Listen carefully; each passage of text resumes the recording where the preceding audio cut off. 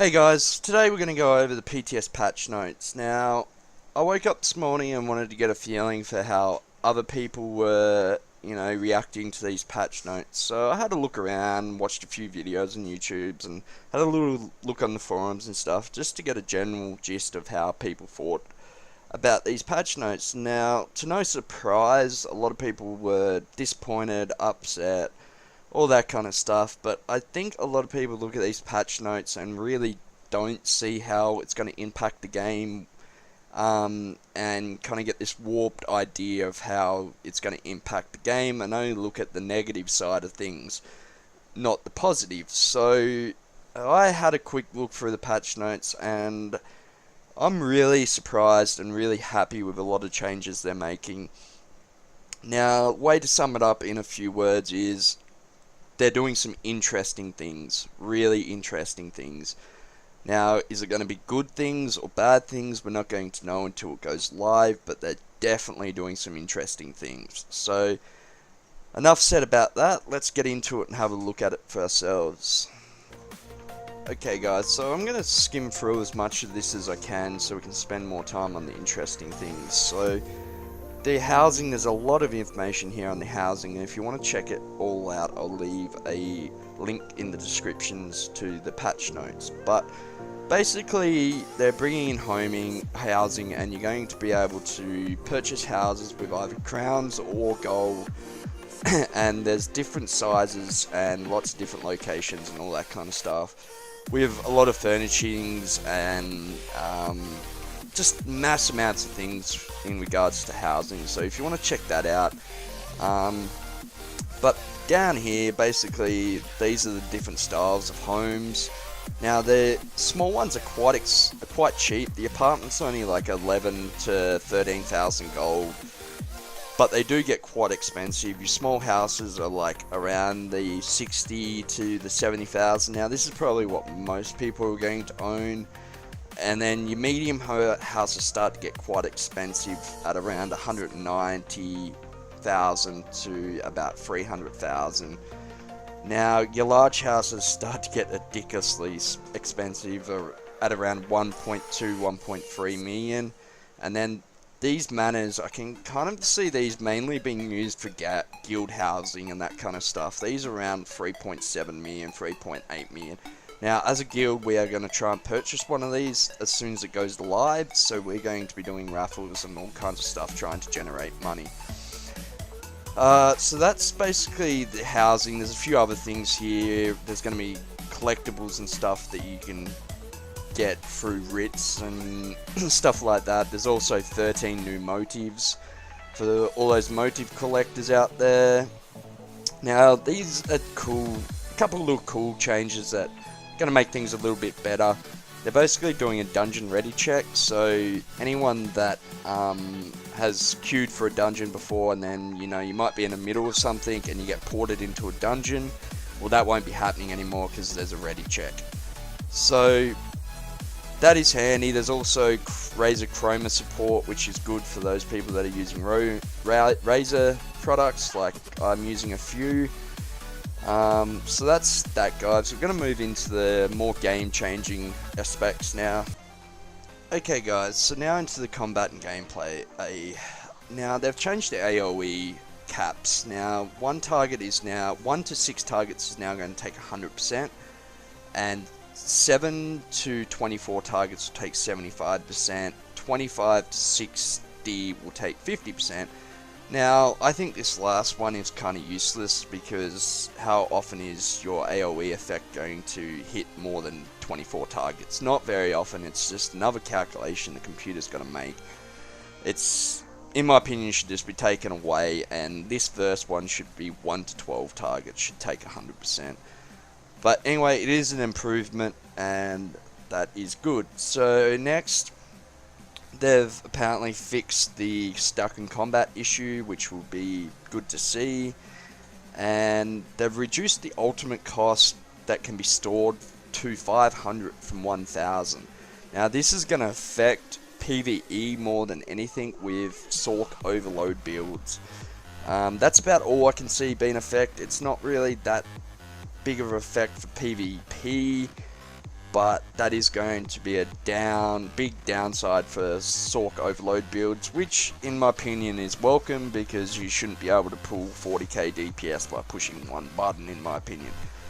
Now these next few are quite interesting. The elemental status effects Shield now applies Mana Mayhem to enemies instead of snaring them. Now you're going to see as we go through, they're making a lot of changes to ice builds. Now, basically, from my opinion, they're trying to make ice basically a magic tanking build. So you could run a magic Sork running a ice staff and it could tank. You'll see what I'm talking about a little bit more on. But, so there's that. Elemental status effects. Concussed now applies Mana vulnerability to enemies instead of minor mayhem, so there you go. Attempting to light attack will now dismount you, that's not very exciting. Now this is pretty big, I didn't see this mentioned by other videos I've seen, but this is massive. Increase the duration of crowd control immunity buff granted after crowd control expires on you up to 7 seconds from 5 seconds. This will now match the duration of crowd control immunity buff granted by break 3. Now, that is huge, but anyway, I don't know how I feel about that, but we'll see when it goes live. Weapon swapping now automatically unsleeves your weapons before performing a swap. Weapon swapping now automatically unsleeves your weapons before. Okay, so you can bar swap from your weapon swap even easier. Fix an issue where your stun animation would occasionally not display an enemy when you stun them with a sneak attack. Fix an issue where your stun attack was not granted from crowd control immunity after the stun expired. Okay, buffs and debuffs. Created a new buff category called Mana Magic Steel. This debuff applied to enemies that restores a flat value of magic to the attacker every second, 400 magic every second at CP 160. That's interesting, that's cool. Major Evasion reduced the buff category's dodge chance bonus to 15% from 20%. Thank fuck for that. That is awesome, that is great. Fuck yeah, go ESO. Major Force, this buff category critical damage bonus is now an additive bonus instead of a multiplied one, consistent with other critical damage bonuses, but its value has been reduced to 15% critical damage bonus to the corresponding from 30. Basically, they've changed it from 30% to 15%, which I'm kind of happy. I'm happy about that. Minor Force reduced this buff's critical damage to 10% from 12%. Okay, little bit of debuff there. Minor Lifesteal. This category is now a debuff applied to enemies instead of a buff applied to allies. It now restores a flat value of health to the attacker every second, 600 health every second at CP 160. So there's some good changes in there. I know everyone's a bit pissed about the debuffs to PvE and the damage decrease, but in my opinion, like, PvE's got too easy. You can just stroll through, like, if anyone remembers, like 6 months ago, like top DPS was like 30,000, 35,000. Now it's like 50,000. So content's got so much easier, and it's not much of a challenge. So I like these changes. Okay, so next up, you'll see that Magic DK's got a buff. Now, personally, I don't think they need a buff because they were really strong already, but anyway, now the big change here, Lava Whip's got a 5% increase, which already hit like a truck.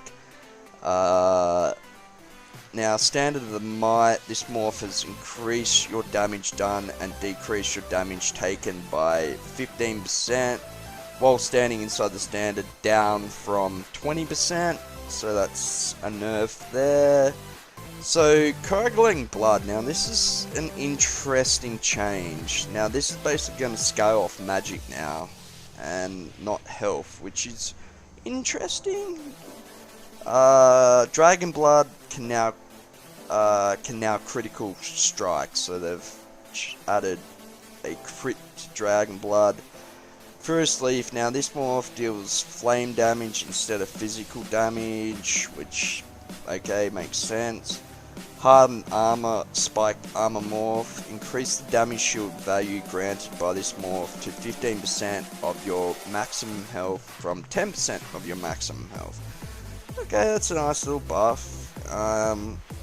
Iron Skin, reduce the amount of additional damage you can block from rank 1 of this passive to 4% from 5%.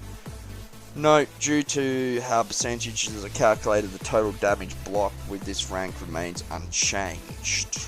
Seems stupid then, but anyway.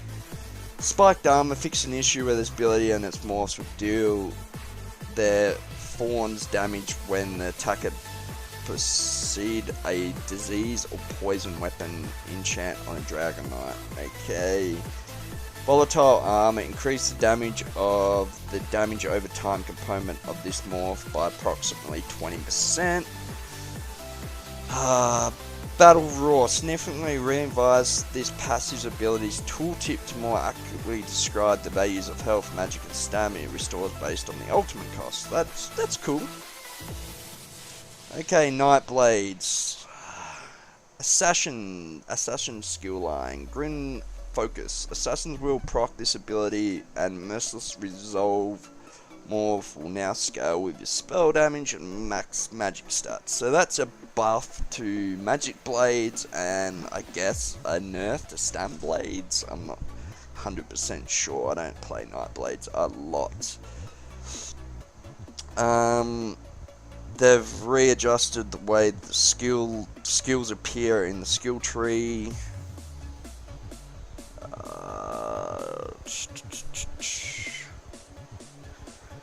It's not too much there that I can really see that's too game changing now. There's some interesting changes here. They've basically buffed pets again.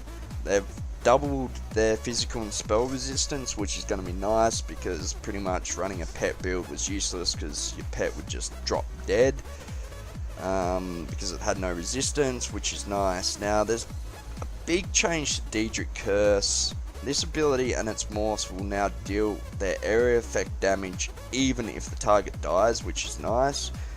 And there's small changes here to that, which we'll get to in a sec. Storm Actionox damage has been increased by 25%.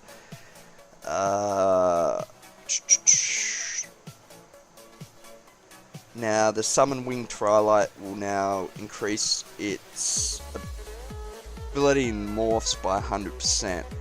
So it's gone from nearly 16,000 health at CP 160 up from 8,000. So basically it's doubled its health. Now this is the interesting Delicious Curse, Daedric Curse morph. Rename this to Hunting Curse. This morph will no longer shortens the duration of the curse to 3.5 seconds from 6 seconds. Instead, it causes the curse to echo and trigger additional time 6 seconds after the first explosion. So by the seams of that, it's going to explode twice or have two explosion, which is cool. It's going to be a little bit trickier to work rotations out, but that's good in my opinion. Now here we go. Here's one that's going to be hated by Stamsorgs.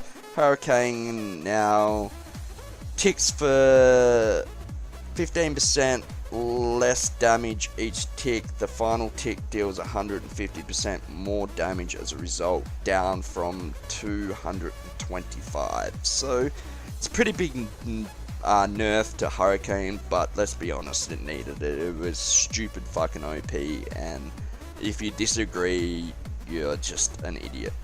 Lightning Form fixed an issue where part of the visual effects of this ability and its morphs were not being displayed correctly when it was recast. Okay, so now we're on to the Templar. Now, some of these are quite interesting, let's put it that way. Blazing Spear basically increases the duration of this morph to 8 seconds from 6 seconds, which is going to be good for PvE players, but however no longer stuns when it first hits, which is going to be pretty big for PvP. It's a pretty big hit in the nuts there for PvP Templars. But Spear Shards decrease the time it takes for this spear from this ability and its morphs to land after being cast at the longer location to 750 milliseconds from 1100 milliseconds. Now that's pretty big. Like, it doesn't sound like much, but that is a pretty big buff to Spear Shards.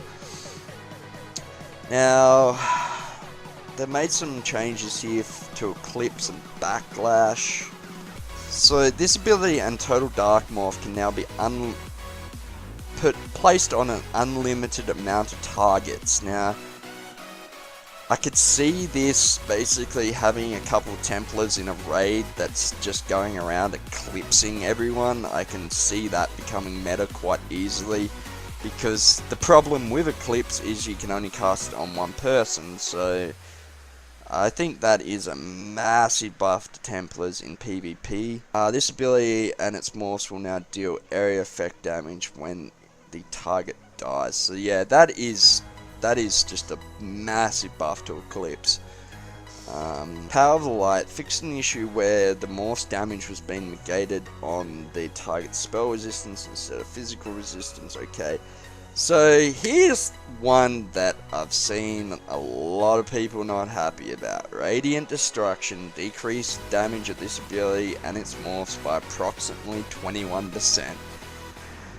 Now, let's get real, guys. Like, Radiant Destruction was by far the strongest execute in the game, and let's be honest, it needed a nerf. Now it's 21% too big of a nerf. In my opinion, it is about right. I would have said around 15% nerf, 18% nerf, but I think we'll bring it back down into line where the rest of the executes in the game are at the moment. So if you guys think that's a problem, you probably need to have a reality check. But anyway, moving on. Healing Ritual. This ability and its morphs no longer heal the caster Templar on an additional 30%. That's I don't know. That's hang on. Morphs no longer cast. Okay, no, never mind. It's just that skill that doesn't heal for 30%. I thought they were talking about taking the buff away. Never mind. That's not that big of an issue. Lingering Ritual. Rename this morph to Hasty Prayer. This morph no longer applies a small burst of healing after 8 seconds. Instead, allows you to move and cast the ability at full speed. I like it. That's going to allow you to be a lot more mobile. That is a good change. Radiant Aurora. This morph now increased the radius of major magic steel. Now, this is cool. 28 meters. We designed the ability and Radiant Raw morph so they continue to grant minor recovery buffs. Fortitude, yeah. Well slotted. Activating this ability also now applies major magic steel to enemies in 12 meters around you. So you gotta give ESO credit here. By the looks of it, they're changing a lot of skills that aren't used in the game. So they've gone through their data and gone, look, these skills don't ever get used, and they're trying to make them usable. So this is pretty big. Like, magic steel is 600 magic or something each target.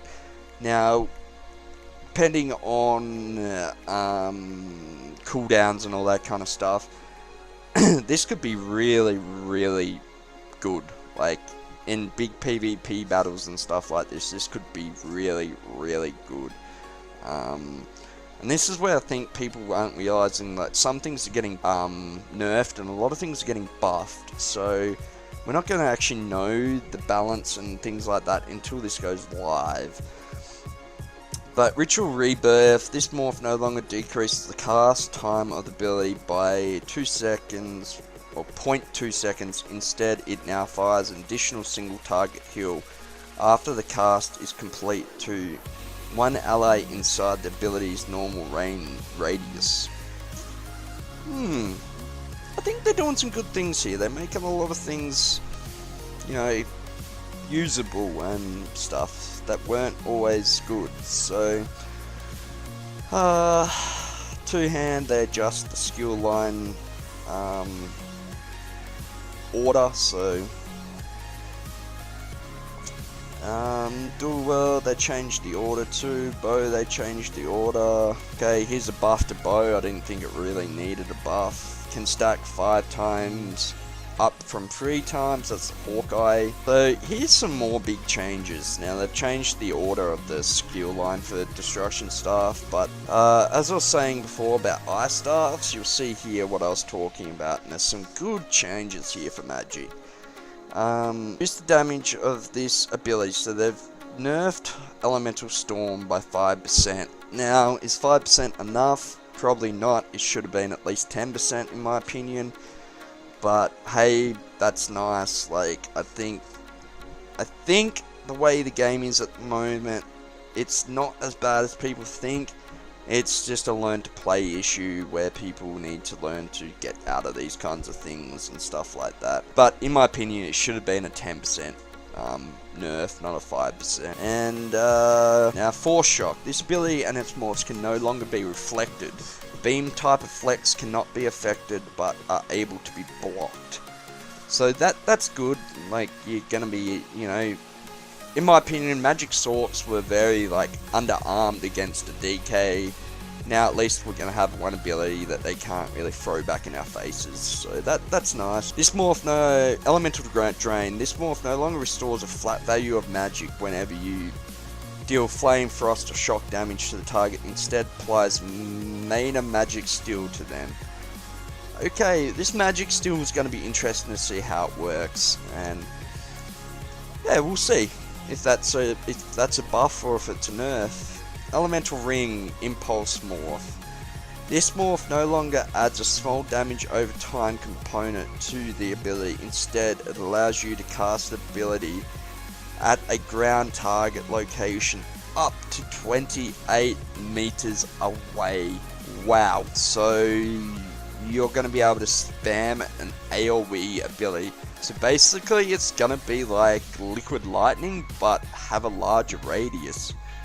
That's interesting. Tri-Focus. It haunts the enemy after you use a fully charged heavy attack. So as you can see, they're trying to make magic tanks more viable. This passive ability now causes your block to drain magic instead of stamina and stops your magic recovery instead of stamina recovery while blocking when you have a Frost Destruction Staff equipped. So I kind of like it, but I wish they made it across the board so you didn't have to run a Frost Staff. But basically, you can tank with a Ice Staff, which a lot of people think is stupid, but I like it. I really fucking like it. It's going to bring more diversity to the game, and it's going to make a lot more things viable and stuff like that. Ancient Knowledge. This passive no longer decreases the cast time of your Destruction Staff heavy attacks by 5 to 10%. Instead, grants you a bonus as long as you have one Destruction Staff ability slot to.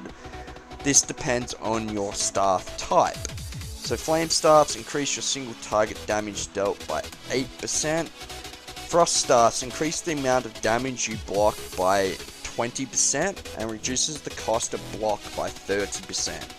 So Frost Staff's going to be running around kicking ass basically. Increase your area effect damage with a Lightning Staff by 8%. So Lightning Staffs are still going to be really strong. I can't really see Flame Staffs holding up in PvP as much. Maybe on gank fields, definitely, but that's about it. Restoration Staff. Force Siphon. This ability and its morphs no longer heal you for a flat value of health whenever you deal damage to the target. Instead, applies mana lifesteal to the target. Okay, we'll see if that, you know, works. Siphon Spirit. This morph no longer restores 1% of max magic when you deal damage to the target. Instead, applies minor magic steal to the target. So this is a nerf to PvE, and I'd say a buff for PvP, because trial groups are going to have both these buffs up, but they're no longer going to be able to have both these buffs up because they are the same buff. So it is a nerf to PvE sustained, but in my opinion probably a buff to PvP, because you know, you could have one person running that, one person running that. Like, that's just my opinion. Okay, Soul Magic. Remove 350 milliseconds of empty channeling time without another tick of damage occurring from this ability and its morphs. Total damage dealt with these abilities remains unchanged. So they're basically just slightly shortened the duration of Soul Strike, which, yeah, that seems fair. Now this is another big change. Crowding Swarm. This morph no longer causes your character to pulse invisibility every second it is active. Instead, activating a swarm now allows you to use ability again to instantly teleport to an enemy up to 22 meters away and deal high damage. This teleport can be used as many times as possible within the swarm's duration. So that is good change, I think. Really good change. Werewolves fixed an issue where the passive ability was being removed when your character died. Rousing Roar increased the duration of major maturity buff provided by this morph to 23 seconds from 5 seconds. Emperor fixed an issue where the passive ability was only increasing the healing received from your own heals instead of all heals. Revolving Flare reduced the cost of this ability and its morphs by 50%. So that's good. You could see this getting used more, because it's a good skill and it does hurt, really hurts stealth players, but it costs so much. So that is good. Fixing the issue ability with triggering 100% of when you're blocked a melee attack instead of 15%. The Lady Unchained. This ability now reduces the cost of a single stamina ability by 80% for 5 seconds instead of reducing the cost of all stamina abilities within 3 seconds by 80%. That's a nerf, but it's not as bad. So somewhere here I think I missed a few things, but they are adding in PvP crates or something along those lines. Basically, you can buy like an area crate and get the gear that's found in that area. It's only going to be green and blue, I believe, so if you still want purple rings and stuff like that, you're still going to have to go farm that area to get the purple rings or buy the purple rings. So it's not necessarily completely taking out of, you know, having to farm gear. And they've re-rolled a lot of, here we are, completing a quest to capture a resource will now grant 1000 AP. Completing a quest to capture a keep will now grant a 1500 AP. Capturing towns in Syria will now display a status of individual flags on the compass while you're in the areas of those towns, which is cool. So that's it, guys. Like there's some big changes in there. You've got, you know, the nerf to jbeam. You've got the changes to frost staff. The frost staff is probably the biggest in my opinion, and that's going to be interesting to see that and see how like magic tanks in PvE and also in PvP. Gonna be interesting to see how they work out, and there's gonna be a lot of things and changes in here that people can only speculate on, and even the PTS is only like a very rough gauge of how things are really gonna play out in the long run. So we're not going to know until at least a couple weeks after this goes live if they've made some good changes or they've made some bad changes. But in my opinion, there's a lot of exciting stuff here. Now, I skipped over a lot of stuff, guys. Like, I just wanted to go over the main things and talk about the main changes. Now, if I was to say I'm disappointed about a few things, maybe one would be the desto. It probably should have been nerfed by at least 10% in my... And everyone's kind of saying that Templars have got these massive nerfs, and I don't think they really have. I think the changes may seem like nerfs, but I don't think they are.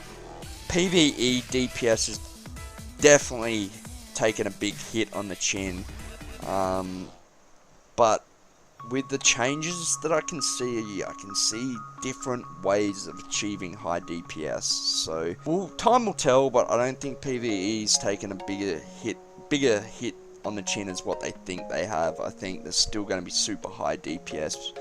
Overload builds have taken a big hit in PvE with the nerf of ultimate regen you can store. But basically, we'll find out, guys. We'll see when this goes live. We'll see how it all goes. But if you have any questions or any of your own thoughts or comments on these patch notes, and also let me know if I've skipped over something major that I missed, because I might have missed something major. Just let me know in the comments if I have, and I'll see you out there, guys. Have a good day.